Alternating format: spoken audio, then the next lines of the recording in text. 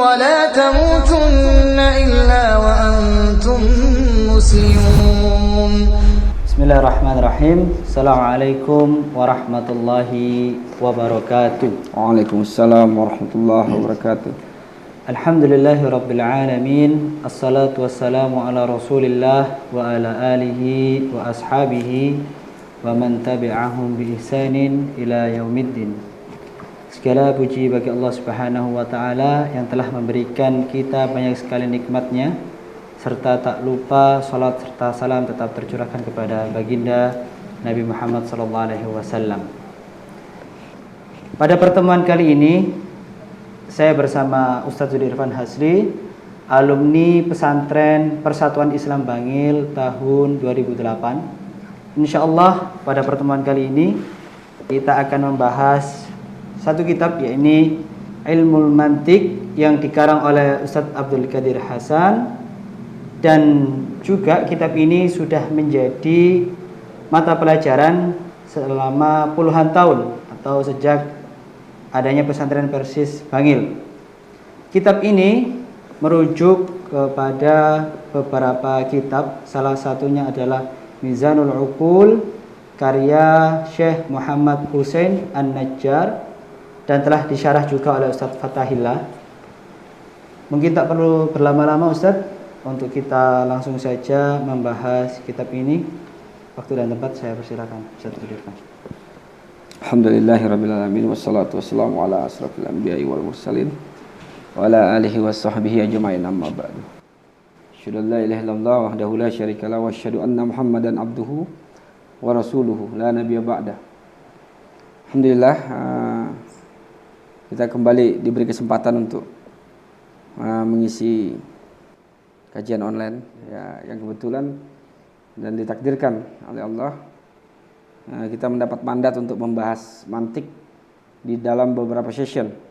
Jadi ini mungkin pembahasan tentang mukaddimahnya dulu mungkin. Iya, jadi insyaallah akan berlanjut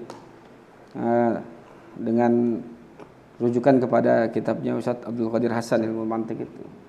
Nah, sudah disarah juga oleh Ustadz kita, Ustadz Fatahillah. Beliau anggota Dewan Nisbah Pusat PB Persis. Beliau juga pengampu materi ilmu mantik sekarang ya, di pesantren Persis Bangil ya. Sejak tahun saya ya. Dulu beliau mengajar saya bahasa Arab. Nah, tapi banyak juga mengajar di asrama karena kepala asrama waktu itu. Pada waktu itu ya. Sebagai ya, alhamdulillah. Saya sebagai pengisi kajian ilmu mantik ini diminta oleh pemuda Persis Jawa Timur untuk mengisi sebenarnya dua materi ya, ilmu mantik dan ilmu usul fikih. Ya, terkait dengan ilmu mantik ini menjadi satu persoalan penting di dalam terutama pembelajarannya, terutama di dalam dunia pesantren atau di dalam pelajar Islam. Nah, yang menjadi kadang-kadang menjadi pertanyaan, apa sih pentingnya ilmu mantik gitu kan? Iya. Kemudian apakah ilmu mantik itu berdasarkan Al-Quran dan hadis? Iya. Nah, karena selalu ada subhat mengatakan bahwasanya ilmu mantik itu berasal dari filsafat Yunani atau filsafat ketuhanan Yunani dan sebagainya. Ya, walaupun subhat itu tidak sepenuhnya salah, tapi memang ada benarnya.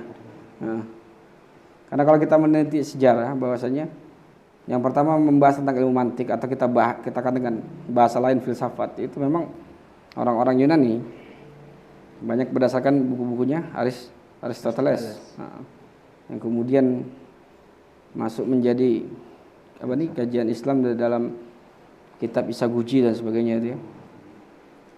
Kita tahu sendiri bahwasanya buku-buku Aristoteles tentang logika dan sebagainya itu banyak yang mensarah adalah filsuf dari Islam itu sendiri, Ibnu Sina dan sebagainya. Nah, yang saya mau garis bawahi bahwasanya apakah kemudian ilmu mantik itu dikatakan berdasarkan Al-Quran dan hadis, sementara dia muncul sebelum adanya Al-Quran dan hadis. Nah, itu kan jadi persoalan. Nah, sebenarnya sederhana saja. Ilmu mantik itu atau ilmu filsafat Yunani itu, atau mantikiyah Yunaniyah gitu, yang banyak diharamkan oleh ulama, terutama kemudian Imam Asy-Syafi'i. Dari kalangan ilmu hadis banyak yang mengharamkan. Atau yang agak akhir Ibnu Taimiyah. Itu adalah ilmu mantik yang berdasarkan logika yang kemudian membahas tentang kegaiban. Di mana kemudian ilmu mantik yang mereka pakai berdasarkan logika yang terbatas, sementara membahas tentang keterkaitan dengan ketuhanan itu, tentang kegaiban. Nah, itulah yang kemudian dilarang di dalam Islam. Nah, sementara di dalam Islam sendiri, kita tahu Al-Quran dan hadis itu banyak membahas tentang logika. Ya tentu isi Al-Quran dan hadis mesti harus ada logikanya, karena untuk menarik orang-orang yang masih kafir untuk beriman. Tidak mungkin mengajak orang beriman, langsung percaya tanpa harus membuktikan dengan apa yang menarik logikanya. Nah, artinya walaupun susunan ilmu mantik itu sudah disusun oleh di zaman Yunani kuno, kemudian masuk ke dalam Islam, yang penting adalah esensinya. Jadi susunan itu bisa saja kita ambil dari sana, tapi esensi yang paling penting. Bahkan susunannya bisa diubah sesuai dengan kemauan syariat itu sendiri. Nah, itu jadi persoalannya, kan? Nah, jadi anggap saja bahwasanya susunannya dari sana, tapi isinya dari Islam. Jadi nggak ada persoalan sebenarnya. Apalagi ilmu mantik ini kan masalah logika saja, masalah logika yang kemudian dia masuk dalam masalah keduniaan. Wallazi khalaqalakum ma fil ardi jami'an. Ya, semua yang Allah ciptakan di bumi ini lakum, untuk kalian, jami'an, ditaukidkan lagi dengan jami'an, seluruhnya termasuk ilmu logika. Nah, dalam Al-Quran sendiri sebenarnya terbagi menjadi dua, kan, kalau kita melihat isi Al-Quran itu. Bahkan Allah katakan kepada orang-orang kafir yang mensyirikkan Allah, mensekutukan Allah, hatu burhanakum in kuntum shadiqin. Jadi di situ ada kata-kata burhan itu. Burhan itu kalau kita merujuk ke dalam bahasa Arab itu adalah datangkan bukti yang kemudian bisa Anda buat dengan logika Anda. Ya gitu. Karena tidak mungkin manusia mendatangkan bukti yang bersifat gaib. Ya memang Al-Quran itu isinya dia bayan, ya, penjelasan. Nah, tapi isinya ada dua, tentang yang logik dan unlogic. Tidak logik, ya. Atau kalau bahasa ahli filsafat di Indonesia nih, yang terutama yang Islam, itu bukan unlogic, super logic. Di atas logika lagi. Ya, bukan berarti tidak masuk logika, tapi logika kita tidak masuk ke situ. Tapi suatu saat bisa tercapai itu persoalan. Nah, memang masalah ilmu mantik ini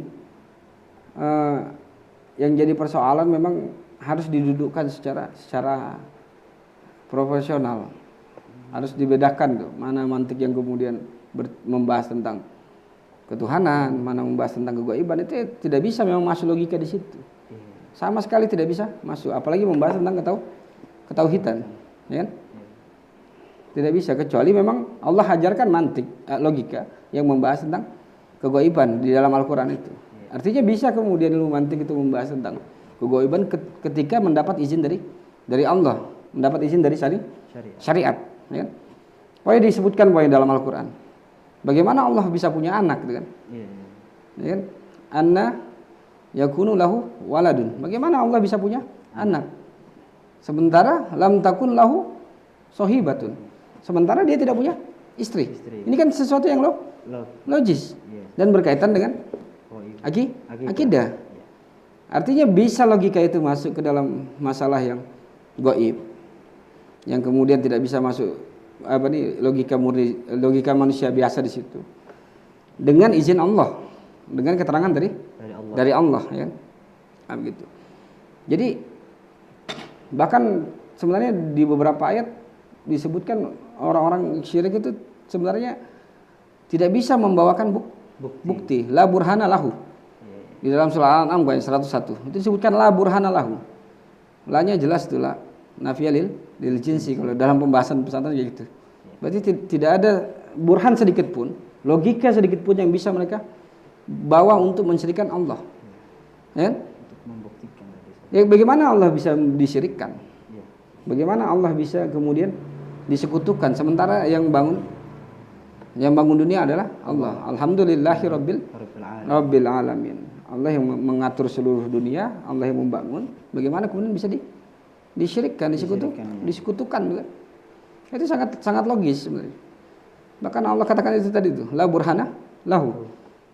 Tidak ada kemudian satu pun burhan yang mereka bisa datangkan untuk kemudian menjadi dasar untuk mensyirikkan Allah. Nah, itu mantik. Nah, kemudian di masalah ilmu mantik ini ya, tentang mukadimahnya ya, tentang bahwasanya dia memang adalah satu ilmu kan, satu ilmu yang di mana untuk menjaga kesalahan dalam berpikir. Jadi tentu yang jadi maudu ilmu mantik itu adalah sesuatu yang bisa difikir. Nah, kalau kita mundur sedikit, sesuatu yang bisa difikir ya itulah namanya ilmu mantik. Sesuatu yang menjadi pemikiran dan bisa dipikir adalah ilmu mantik. Sementara yang sesuatu yang tidak bisa dipikir tidak menjadi pembahasan ilmu mantik. Artinya ilmu mantik itu ada sejak orang berpikir, sejak Nabi Adam. Nah, ketika kemudian Nabi Adam diajarkan berpikir dengan diadakannya bahasa, wa 'allamal adamal asma'a kullaha. Kita mundur sedikit ke belakang itu. Jadi bahasa ilmu mantik adalah sesuatu yang bisa difikir tadi. Itu pertama. Kemudian kenapa bisa masuk di dalam hal-hal gaib di dalam Islam kadang-kadang? Ya karena Allah izinkan. Tentu dengan membawa dalil-dalil ayat tadi. Apakah boleh di sini dilogikkan, apa boleh tidak dilogikkan dan sebagainya kan? Kan sebenarnya kalau kita membahas tentang ayat-ayat Allah tentang hari kiamat itu, terutama yang ada di juz 30. Allah jelaskan Allah yang menjadikan langit dan bumi ini, oleh kemudian yang mengirim malaikat, wan naziati ghurqa wan nasitati nasta sebagainya. Artinya kalau Allah yang menguasai semua, Allah bisa jadikan dunia ini menjadi kiamat. Nah, itu logis. Itu juga pembahasan gaib kan. Yang Allah izinkan untuk dilogiskan. Nah, itu. Kalau tidak akan bisa. Maka tadi rentan kemudian ilmu mantik yang kemudian didasarkan hanyalah kepada logika, itu rentan jatuh ke dalam kesalahan, terutama yang masalah kias. Nah, kita tahu sendiri yang paling banyak membuat masalah di dalam Islam itu adalah terkait masalah kias, terutama mengkias syahid, sesuatu yang nyata ini dengan yang gaib. Kias syahid alal gaib kan sering sampai sekarang terjadi itu, tentang misalnya Asmaul Husna itu sering terjadi, istawa alal ars apa sebagainya. Kemudian kalau Allah itu istawa, apakah dia bertempat apa sebagainya? Logikanya dibawa ke situ. Sebenarnya sederhana ya. Kalau pakai ilmu mantik, bahwasanya kalau antum kan juga lulusan pesantren nih. Alumni tahun berapa? Tahun 2021. Itu kan biasanya kalau kita di Muqaddimah Ushul Fiqih dulu zamannya Ustaz Ahsin atau Ustaz Ihsan, itu selalu diajarkan istishab. Kembali ke asal. Selalu dibagi menjadi 3. Ada yang asalnya ada yang asalnya tidak ada yang asalnya tidak diketahui. Pembahasan tentang Allah itu asalnya tidak diketahui. Lam yakullahu kufuwan ahad. Laisa kamitslihi syai'un. Jadi kalau mantik itu kita pakai dengan dasar ayat tadi, maka pembahasan tentang Allah tidak diketahui.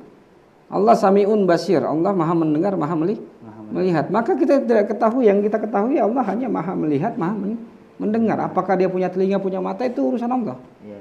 Karena asalnya tidak diketahui. Begitu juga istawa alal ars. Apakah kemudian Allah istawa alal ars itu menempati? Yang nggak diketahui. Yang Allah beritahu hanya dia istawa alal. Yang bahasa Indonesianya itu apa tuh? Bersemayam. Karena tadi pakai bahasa Indonesia sehingga bahasa itu diikat dengan konsekuensinya, dengan lazimnya, kelazimannya, iltizamnya. Kalau menempati sesuatu berarti butuh tempat. Itu muncul jadi logika. Wah, pakai kursi, pakai ada pantatnya, ada bokongnya gitu kan? Iya. Nah, itu karena tadi kelaziman bahasa yang kemudian tidak dihilangkan dengan ayat tadi. Ayatnya jelas mengatakan lam yakullahu kufuwan ahad, laisa kamitslihi syai'un. Apapun yang Allah beritakan kepada kita percaya. bahwa Allah istawa 'alal ars, dan masalah dia butuh tempat atau tidak urusan Allah, karena asalnya tidak diketahui. Karena istishabnya begitu. Berbeda kalau istishabnya diketahui atau tidak diketahui. Kan sering itu terjadi itu. Nah, biasanya kaidah yang dipakai itu kalau tentang sesuatu yang tidak ada, al musbitu yutlabu bidalil. Menetapkan sesuatu butuh dalil. Nah, itu karena asalnya tidak ada. Ya kan? Ya, biasa yang dicontohkan oleh para asatidz itu kalau orang menuduh harus bawa bukti, karena orang yang dituduh itu asalnya memang tidak berbuat. Semisal orang dituduh mencuri, maka yang menuduh itu harus membawakan bukti, karena asalnya dia tidak mencuri. Tapi kalau sesuatu yang asalnya ada, maka meniadakannya harus bawa dalil. Kalau Allah katakan bahwanya huwallazi khalaqalakum ma fil ardi jami'an, berarti asalnya segala perbuatan di dunia itu halal. Ya kan? Jami'an. Berarti yang mau mengharamkan tentang perbuatan dunia harus bawa dalil. Karena asalnya adalah halal. Ada itu kan? Nah, maka meniadakan penghalalan itu bawa dalil. Makanya selalu dulu kalau kita belajar usul fikih selalu diajarkan istishab yang asalnya tidak diketahui, yang asalnya kemudian ada, yang asalnya tidak ada. Nah, seperti umpamanya di dalam ilmu hadis. Dulu Rasulullah mengajarkan kita begitu. Rasulullah Rusyad bahwasanya istishab itu tentang hadis itu asalnya tidak diketahui apakah sahih apa dhaif. Maka ketika mensahihkan harus bawa dalil. Ya kan? Dengan pengecekan sanad perawi-perawi itu. Nah, begitu juga ketika mendhaifkan harus bawa dalil. Jadi bukan asal hadis itu adalah sahih atau asal hadis itu adalah dhaif, tapi asalnya tidak diketahui seperti kertas putih itu. Nah, itu salah satu cara pengajaran ilmu mantik di pesantren yang tersebar di dalam pelajaran-pelajaran yang ada. Jadi bukan hanya khusus di dalam ketika belajar ilmu mantik, tapi dia tersebar di keseluruhan materi. Ya, keseluruhan materi itu tadi. Yang paling penting sebenarnya mantik kita di pesantren itu Ustaz Qadir itu selalu diberikan contoh tentang ayat-ayat tadi, berdasarkan ayat tadi. Kita tahu sendiri bahwasanya kalau hanya logika biasa pasti terbatas. Nah, sementara mantik ini yang kita yakini, ini kita pelajari, itu berdasarkan Al-Quran dan hadis. Maka suatu saat ketika kita menggunakan kaidah mantik kemudian bertentangan dengan ayat, dengan hadis, maka dipinggirkan saja kaidah mantik itu. Ya kan? Iya, betul. Kan sederhananya seperti itu. Jangankan itu, nahwu saja ketika kita belajar, ketika kemudian kita membahas ayat, membahas hadis, ketika nahwu itu bertentangan dengan ayat dan hadis, maka disingkirkan dulu. Iya, betul. Yang dipakai adalah keterangan ayat dan hadis. Kalau di dalam contoh pembahasan atimusyam ilal lail kan? Ya. Ila itu kan artinya menunjukkan sampai. Dan berakhirnya isim setelahnya itu berakhirnya suatu pekerjaan. Berarti berpuasalah sampai malam. Jangan kemudian malamnya diikutkan. Ya. Atau la taqrabuhunna hatta yathurna. Jangan sampai kemudian kita dilarang mendekati hanya ketika sebelum yathur. Nah, yathur itu sudah nggak masuk dalam hukum larangannya. Nah, ketika yathurna sudah boleh mendekati. Ya, mendekati maksudnya menjimai itu kalau suami ke istri. Nah, tapi ketika membahas tentang ilal marafiq, berbutuh sampai siku nih. Iya, berarti sikunya nggak masuk kan? Secara nahwu. Nah, tapi karena ada kemudian hadis mengatakan Nabi melebihkan sampai adot, di atasnya siku. Ya. Agak di atasnya siku sedikit.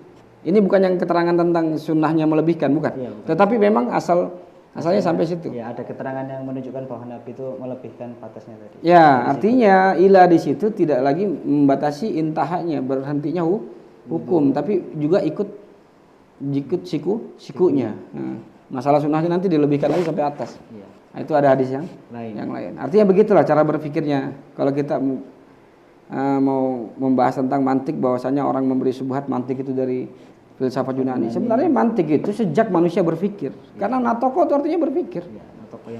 Natokoyantik itu berbicara yang kemudian menggunakan logika. Nah, sejak kapan? Sejak adanya manusia. Nah, karena kemudian yang terkenal, yang kemudian yang diliterasikan adalah Aristoteles, ah, Socrates, ah, dan lain-lainnya itu saja. pikirannya ke Yunani. Nah, nih, kalau kita mau bahas lebih luas, sebenarnya di Jawa sendiri itu filsafatnya ada filsafat Jawa namanya. Di Sulawesi ya filsafat Bugis. Di Kalimantan filsafat Dayak. Pokoknya di Padang filsafat Padang. Nah, itu juga berdasarkan filsafat mereka yang ada di masing-masing. Saking aja kan tidak terkenal. Iya betul. Seandainya mungkin filsafat Madura mungkin terkenal sampai mendunia, Iya. mungkin yang dipakai bahasa Madura itu perkembangan ilmu kan? Kan itu persoalannya itu situ ya. Iya, iya. Nah, ya. Jadi memang itu harus dikelirkan dulu bahwasanya kita ini yang menggunakan mantik dituduh Mu'tazilah, dituduh kemudian mengekor dengan filsafat Yunani apa dan sebagainya. Padahal Allah sendiri mengajarkan logika di dalam Al-Quran dan hadis. Nah, logika itulah yang dikumpulkan kemudian mendukung susunan ilmu mantik tadi. Yang tidak kemudian didukung ya kita buang itu ilmu mantiknya. Iya, betul. Ya kan? Seperti kias syahid al ghaib. Makanya kaidah keluar al kiasu ma'al farik batilun. Kias bersama perbedaan batil. Kan mengkias manusia dengan Allah itu berbeda dan itu batil. Iya. Mengkias makhluk dengan khalik itu batil. Nggak boleh. Yang kayak gitu kan keluar kaidah begitu, dan kaidah itu banyak kemudian tersebar di dalam usul fikih. Kadang-kadang dibawa juga di dalam pembahasan kitab-kitab mantik yang tebal-tebal itu tadi. Nah itu. Nah kemudian masuk ke dalam bahasan ilmu mantik, ya non tokoyantiku tadi. Mantik itu adalah masdar mimi. Kita sudah tahu sendiri, kita pernah belajar sorof Hasan sampai habis, ya kan? Nah tokoyantiku berarti masdar miminya maf'ilun, berarti mantikun, sesuatu yang diucapkan. Namun berdasarkan logika tadi. Nah, pembahasan ilmu mantik namanya juga mantik ya, sesuatu yang dilafatkan. Berarti pembahasan tentang teks, lafaz. Ya. Nah, kebetulan pembahasan mantik itu dengan bahasa Arab. Nah, kita kan sudah bilang kan tadi bahwasanya di segala bahasa atau segala adat itu ada logikanya. Bisa saja orang membahas ilmu mantik dengan bahasa Jawa, dengan bahasa Sunda, dengan bahasa Padang atau dengan bahasa Makassar kan. Nah, itu bisa. Tapi kenyataannya kan memang tidak terjadi. Yang ilmu mantik itu kan dikembangkan dengan bahasa Arab. Nah, ilmu filsafat dikembangkan dengan bahasa Perancis dan bahasa Inggris kan. Yang dasarnya adalah bahasa Latin kan. Nah, gitu. Nah, karena pembahasannya tentang bahasa, maka kita harus membahas dulu tentang bahasa itu sendiri. Ya. Ya sebagaimana kalau dalam filsafat Yunani ya logos itu bahasa kan. Menjadi kata logika itu. Logi, ilmu. Karena sesuatu yang dipikir itu mesti butuh bahasa. Dan yang menciptakan bahasa itu ya Allah. Pertama kali yang menciptakan bahasa adalah Allah, ketika Allah mengajarkan bahasa kepada Nabi Adam. Manusia tidak akan bisa berpikir tentang apapun, tentang sesuatu apapun, kalau tanpa bahasa. Coba Anda pikirkan sesuatu yang saya sembunyikan di dalam kantong saya. Iya. Saya tidak bisa berpikirnya. Iya, pasti berpikirnya menggunakan bahasa kan? Iya, menggunakan bahasa. Nah, menggunakan bahasa. Sesuatu yang kemudian kita lihat itu mesti terpikirkan dengan menggunakan bahasa tadi. Nah, berarti pembahasan mantik memang tentang bahasa. Nah, sementara bahasa itu adalah suatu gambaran atau suatu bayangan dari kenyataan. Seperti ini satu pulpen kan. Tentu kita bahasakan dengan pulpen. Ya kan? Satu pulpen kita bahasakan dengan pulpen. Nah, itu bahasa Indonesia itu tidak bisa menjelaskan tentang keadaan ini. Ketika Anda katakan pulpen, maka tadi kata pulpen tadi tidak menjelaskan bahwasanya jumlahnya satu. Kemudian terbuat dari plastik. Kemudian tintanya agak tebal ini. Yeah. Kemudian ada sangkutan untuk ditaruh di saku. Itu tidak menjelaskan pulpen tadi. Nah, maka sebenarnya bahasa itu mewakili kenyataan dari segi tertentu. Dari segi hakikat tertentu, tidak seluruh hakikat. Kalau kita lihat ada seorang santri datang, kita hanya bisa berpikir satu orang santri di pikiran kita. Kita tidak bisa berpikir bahwa dia pakai baju koko atau pakai celana panjang, atau sarungnya sarung begi gitu kan, umpamanya kan, atau memakai baju koko terbuat dengan hoodie dan sebagainya. Itu tidak bisa dipikir. Jadi bahasa itu mewakili kenyataan, sebagian hakikat kenyataan. Itu bahasa yang bisa kita pikirkan nanti. Bagaimana dengan bahasa Allah? Wahyu. Tentu melebihi daripada bahasa. Ya. Dan makanya kalau ketika membahas tentang bahasa Allah, tidak bisa dengan hanya mantik saja. Itu sisi berbedanya. Tidak bisa hanya dengan mantik saja. Mesti dengan dengan utusan Allah yang Allah utus untuk menjelaskan bahasanya dia. Ya. Inna anzalna Qur'anan Arabiyyan la'allakum ta'qilun. Oke, di situ memang mendukung tentang kemantikan. Digunakan bahasa Arab untuk biar kalian menggunakan akal. Ya kan? Tetapi ada kemudian di litubayyina linnas. Jadi kami turunkan Al-Qur'an untuk kamu jelaskan wahai Muhammad, begitu kan? Tidak bisa itu. Makanya sisinya harus kita dari awal tentang pembahasan mantik harus kita pagari. Jadi jangan serampangan menggunakan mantik ini ke dalam wahyu. Ke dalam wahyu. Ya hanya sesuatu yang hal-hal yang bisa kita bisa kita logikakan, seperti umpamanya Nabi minum. Ya tentu Nabi punya mulut. Tentu ada yang diminum. Itu sudah logika iltizam di dalam mantik. Nah, tadi kembali ke dalam bahasa.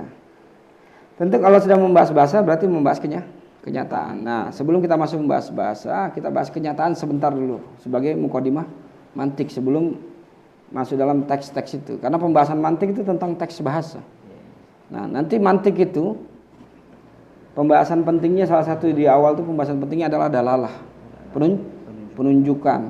Kemudian tentang ilmu terbagi dua menjadi tasawur dan tasdik dan sebagainya.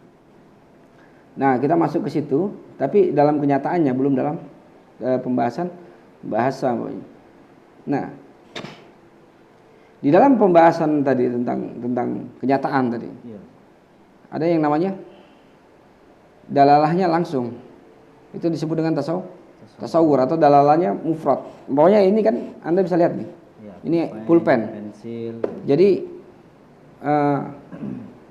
panca indera kita sudah bisa melihat bahwasanya ini pulpen. Nah, itu dalam kenyataannya disebut dengan tasawur. Karena tergambarkan secara mufrad, secara langsung. Nah, berbeda dengan kenyataan umpamanya tadi suara motor tadi. Itu tidak hanya terdengar suaranya, tapi tidak menunjukkan terlihat motornya. Tapi suara motor itu tadi menunjukkan adanya motor. Itu yang disebut dengan tasdik. Jadi kalau tasawur itu secara langsung, sedangkan tasdik itu secara hubungan.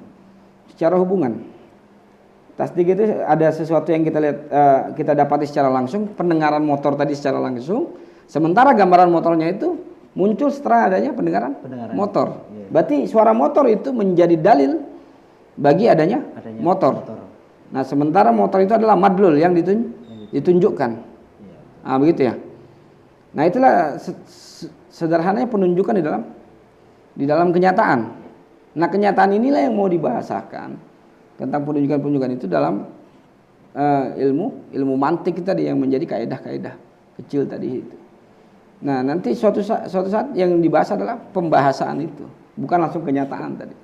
Walaupun kemudian ilmu mantik itu berfaedah sekali untuk kenyataan. Kita masuk satu gang, kita lihat ada orang parkir mobil, gangnya kecil. Berarti walaupun gangnya kecil bisa dilewati oleh mobil. Itu satu penunjukan itu. Nah, nanti itu yang dibahasakan. Nah, terkait kemudian dengan tasawur dan tasdik. Nah, tasdik inilah yang kemudian banyak berkaitan dengan agama. Kita tahu sendiri tasdik itu adalah mengetahui sesuatu dengan sesuatu. Artinya dengan hubungan. Ada sesuatu yang kita ketahui secara langsung, tapi pengetahuan ini memberitahu ada sesuatu yang lain. Ya kan? Nah, itulah yang kemudian biasa kita sebut dengan tasdik. Itu adalah bagian dari pembahasan kegoiban, karena goib itu hanya bisa dibahas dengan tasdik tadi. Karena tasdik itu soddaqo yusoddiku, tasdikon membenarkan. Umpamanya dari mana kita mengetahui umpamanya? Seandainya ini pembahasan secara logika saja tentang ada tidak adanya Tuhan. Tuan Hasan pernah berdebat dengan Muhammad Ahsan di Surabaya di Gedung Kemajuan Al Irsyad, di Hotel Kemajuan Al Irsyad yang diadakan oleh ayahnya Bapak Taufik Ismail, Abdul Ghaffar Ismail, dengan kemudian Ustadz Umar Hubes dan Ustadz Baya Arifin. Itu diadakan perdebatan. Nah, Tuan Hasan tidak menggunakan sama sekali ayat, tetapi menggunakan logika dari ayat dan hadis tentang adanya tidak adanya Tuhan. Bukan menjelaskan siapa Tuhan. Kalau menjelaskan siapa Tuhan harus pakai ayat dan hadis. Tapi menjelaskan adanya Tuhan. Nah, itu dengan logika yang kemudian diambil dari Al-Qur'an dan hadis. Kita bisa baca bukunya itu, sama sekali tidak membawa ayat untuk melawan orang ateis itu. Dia menjelaskan adanya sesuatu itu mesti ada yang menciptakan. Nah, maka kan kalau di dalam pembahasan mantik itu disebut dengan tasdik tadi. Alam ini ada. Itu tasdik itu tasawur dulu. Alam ini ada. Nah, terus penciptanya yang tidak kelihatan kan? Iya, nah, ini yang menunjukkan penciptanya adalah alam ini. Nah, itu sesuai dengan fitrah manusia tentang kegaiban di dunia ini. Itu sesuai dengan fitrah manusia. Karena seluruh, bisa saya katakan, ya mungkin kesimpulan saya agak egois, tapi bisa dibuktikan, bisa diuji bahwasanya keberhasilan itu hanya karena orang yakin dengan yang gaib. Itu memang agak egois kalau orang dengar, tapi bisa diuji. Anda jadi kepala sekolah ini, umpamanya. Apakah 24 jam Anda teliti itu murid-murid Anda, guru-guru Anda keliling, banyak 200 orang? Kan tidak sanggup badan. Jelas tidak mungkin ya. Tidak mungkin kan? Maka diwakilkan dengan guru-guru itu. Iya, yang sudah teramanahkan mungkin. Ya, maunya di pesantren diwakilkan kepada pengurus, ya kan? Kepala asrama kan? Selama dia asramanya, ketika di kelas sama para asatid. Nah, itu kan hanya mewakilkan. Iya. Bukan dia yang langsung yang terjun. Kenapa itu ada? Karena adanya tasdik tadi. Dia yakin dengan perwakilannya itu. Perwakilannya ini kepada dia adalah tasawur. Sementara perwakilannya ini kepada objeknya itu tasdik. Dan itu terpakai di dalam dunia. Apapun yang terjadi. Nggak mungkin presiden di Indonesia itu keliling menemui 280 juta orang kalau tidak kemudian lewat pentasdikan itu. Ya? Makanya saya katakan itu tadi agak egois tapi bisa dibuktikan kata-kata saya. Karena memang agama Islam itu didasarkan kepada tentu ketika agama Islam didasarkan kepada allazina yu'minuna bil ghaib, dan agama Islam itu sesuai dengan kauniyah. Ya kan? Bahkan kauniyah bukan hanya dunia sampai akhirat. Artinya itu sudah benar gitu. Nah, kita datang ke dokter saja bahwanya sakit jantung, nggak bisa dilihat sakitnya itu, hanya bisa dilihat tandanya, ya kan? Nah, salah satu tanda yang Allah buat di dalam dunia ini bukan hanya kauniyah, tapi bahasa. Itulah yang nanti mau dibahas di dalam mantik bahasa tadi. Nah, bahasa itu yang mau dibahas di dalam ilmu mantik. Nah, maka sebelum membahas bahasa itu kita mukadimahkan di dalam kenyataan dulu. Saya kira mukadimahnya begitu dulu. Insyaallah nanti bisa dilanjut di session berikutnya. Nah, silahkan kalau antum mau tambahkan, saya kembalikan kepada Ustadz Alfat. Baik, kesimpulannya ini teman-teman, bahwa ilmu mantik atau ilmu logika ini memang asalnya sejak manusia ada ya, itu perlu digarisbawahi. Berarti sejak Nabi Adam turun ke bumi, maka susunannya mungkin sekarang karena masyhurnya oleh filosof-filosof Yunani yang sudah terkenal dan banyak sekali buku-bukunya, mungkin salah satu yang termasyhur baru-baru ini mungkin ya filosofi teras itu Ustaz. Nah, itu kan ilmu logika juga itu Ustaz. Sama aja logika juga. Tapi ilmu mantik ini adalah ilmu logika yang berdasarkan dengan Al-Qur'an dan hadis Ustaz. Iya. Baik, yang sesuai perjalanannya dengan ulama itu kan. Iya. Mungkin tadi penjelasannya sudah sangat komplit dan sangat jelas. Insyaallah tidak ada pertanyaan dari saya. Ya silahkan ditutup. Nanti kita sambung dengan sesi-sesi berikut. Insyaallah akan sampai habis. Mohon didoakan juga para penonton. Kita akan membahas sampai habis bukunya Ustaz Kadir dari awal sampai habis. Kemungkinan bisa 20 atau 30 session. Insyaallah. Baik, mungkin cukup sekian dari saya. Apabila ada salah kata saya mohon maaf. Kami pribadi mohon maaf. Kita tutup dengan doa kafaratul majelis. Subhanakallahumma wa bihamdika asyhadu an la ilaha illa anta astaghfiruka wa atubu ilaik. Wassalamualaikum warahmatullahi wabarakatuh. Waalaikumsalam warahmatullahi wabarakatuh. ولا تموتن إلا وأنتم مسلمون